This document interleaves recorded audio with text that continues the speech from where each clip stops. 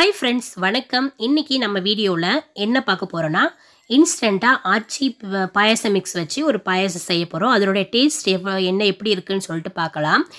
Last வீடியோல நான் போட்டிருந்தேன் பிரியாணி ஆச்சி பிரியாணி கிட் வச்சு பிரியாணி செஞ்சுருந்தோம். அதுக்கு ஃப்ரீயாக தான் இந்த பாயாசம் மிக்ஸ் வந்து கொடுத்துருக்காங்க. இதோடைய டேஸ்ட்லாம் எப்படி இருக்குன்னு சொல்லி பார்க்கலாம். இது வந்து தனியாக நம்ம போய் கடையில் வாங்கினோம்னா இதோடைய ப்ரைஸ் வந்து 45 ரூபீஸ் வரும்.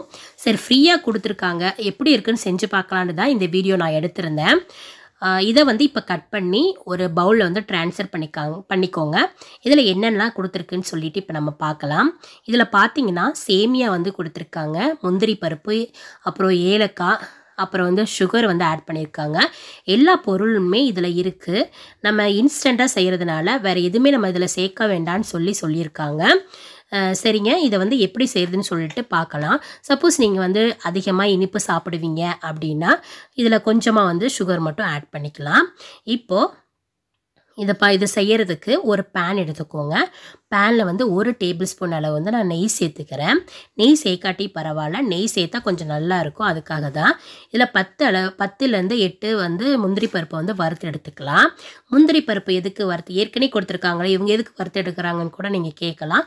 இது எதுக்காகனா நம்ம வந்து பாயசம் செஞ்சுட்டு கடைசியாக அந்த முந்திரி பருப்பெல்லாம் போட்டு இறக்கும்போது இன்னும் கொஞ்சம் ரிச்சாக இருக்கும். அதுக்காக தான் முந்திரி பருப்பும் திராட்சையும் நம்ம வந்து நெய்யில் வந்து வறுத்தெடுக்கிறோம். இது ஆப்ஷனல் தான், நீங்கள் விருப்பப்பட்டால் நீங்கள் செஞ்சுக்கோங்க. இந்த மாதிரி திராட்சை வந்து நல்லா நம்மளுக்கு உப்பி வரணும். அந்த ஸ்டேஜில் நம்ம இதையும் எடுத்து இன்னொரு பிளேட்டில் வந்து நம்ம ட்ரான்ஸ்ஃபர் பண்ணிக்கலாம்.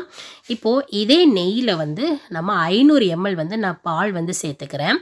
பாலுக்கு பதிலாக நீங்கள் தண்ணி கூட சேர்த்துக்கலாம், அரை லிட்டர் கணக்கு. இப்போ வந்து பால் வந்து நம்மளுக்கு நல்லா பொங்கி வரணும்.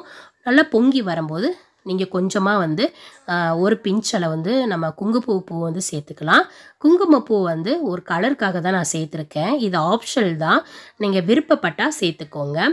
இப்போ இந்த ஸ்டேஜில் நம்ம வந்து கேஸை வந்து லோ ஃப்ளேமில் இல்லாட்டி மீடியம் ஃப்ளேமில் வந்து மாற்றி வச்சுட்டு நல்லா மிக்ஸ் பண்ணி விட்டுட்டே இருக்கணும், இல்லாட்டி கண்டிப்பாக அடி பிடிக்கும். இப்போது நம்ம வச்சுருக்கிற பாயசம் மிக்ஸை வந்து இதில் சேர்த்துட்டு இந்த ஸ்டேஜில் நம்ம ரொம்ப கவனமாக இருக்கணும். ஏன்னா கைவிட்டு நம்ம நல்லா கிண்டி விட்டுட்டே இருக்கணும், இல்லாட்டி நிச்சயமாக வந்து அடி பிடிச்சிக்கும். இது இந்த மாதிரி ஒரு 5 மினிட்ஸ் இந்த மாதிரி நல்லா அது வெந்து வரணும். இந்த சேமியாலாம் நல்லா வெந்து வரணும், பாலும் நம்மளுக்கு கொஞ்சம் சுண்டி வரணும். இப்படி நல்லா மிக்ஸ் பண்ணி விட்டுட்டே இருந்தீங்கன்னா நம்மளுக்கு வந்து சீக்கிரத்தில் பாயசம் வந்து ரெடி ஆயிரும். இப்போ சுற்றில இருக்கிறதெல்லாம் எடுத்து விட்டு நல்லா மிக்ஸ் பண்ணி விடுங்க. பாருங்கள், இந்த கன்சிஸ்டன்சிக்கு நம்மளுக்கு இருந்தால் போதும்.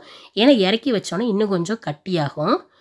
இப்போ இந்த ஸ்டேஜில் நம்ம நெய்யில் வறுத்து வச்சுருந்த முந்திரி பருப்பை வந்து சேர்த்துக்கலாம். சேர்த்துட்டு நம்ம ஸ்டவ்வை ஆஃப் பண்ணிடலாம். அவ்வளோதான் ஃப்ரெண்ட்ஸ்.